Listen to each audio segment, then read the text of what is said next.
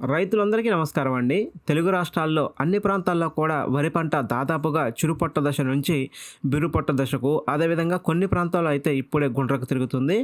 అయితే ఈ దశలో పొటాష్ వినియోగం అనేది ఖచ్చితంగా ఉండాలి.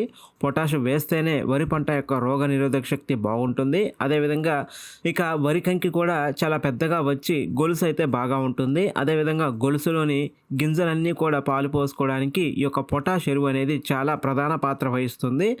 అయితే ఇటువంటి సందర్భంలో పొటాష్ వేయడానికి కొంతమంది రైతులు అయితే వెనకాడుతున్నారు. దీనికి కారణం దీని ధర.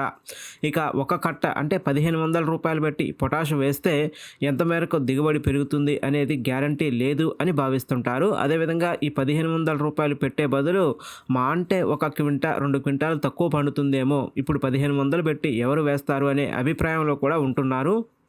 కేవలం ధర ఎక్కువగా ఉంది అని భావించి ఆగిపోయిన వారి కోసం ఈ వీడియోలో కేవలం 180 నుంచి 200 రూపాయల్లోనే మన పంటకు పొటాష్ అందించే సింపుల్ ఒక టెక్నిక్ అయితే చెప్తాను. చాలా ప్రాంతాల రైతులకు ఇప్పటికే దీని గురించి ఒక అవగాహన అయితే ఉంది.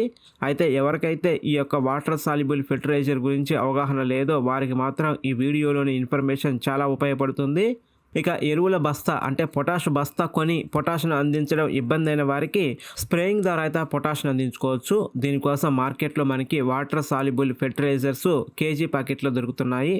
319, 13045, 0050, 0065, 0055 ఇలా మార్కెట్లో చాలా రకాల వాటర్ సాల్యుబుల్ ఫెర్టిలైజర్ అయితే దొరుకుతున్నాయి. వీటిలో మనకి పంటకు కావాల్సిన పొటాష్ కూడా దొరుకుతుంది.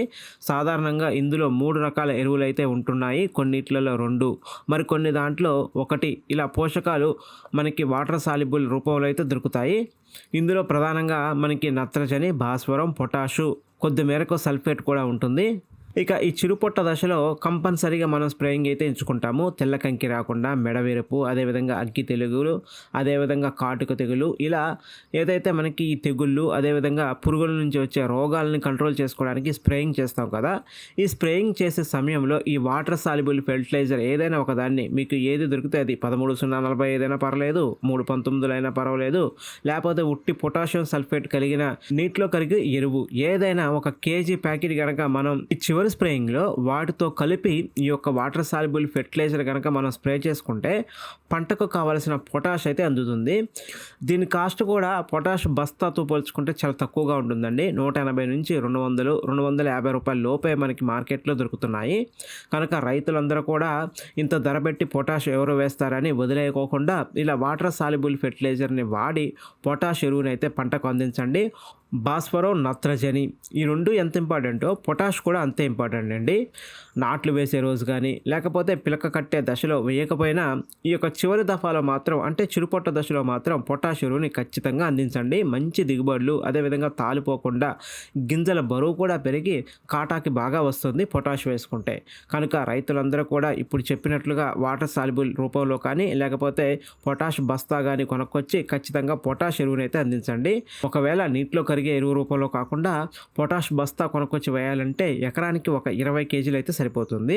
ఫ్రెండ్స్, ఈ వీడియోలోని ఇన్ఫర్మేషన్ బాగుంది అనిపిస్తే వీడియోని లైక్ చేయండి. మరింత వ్యవసాయ సమాచారం తెలుసుకోవడానికి మన ఛానల్ని సబ్స్క్రైబ్ కూడా చేసుకోండి. Thanks for watching.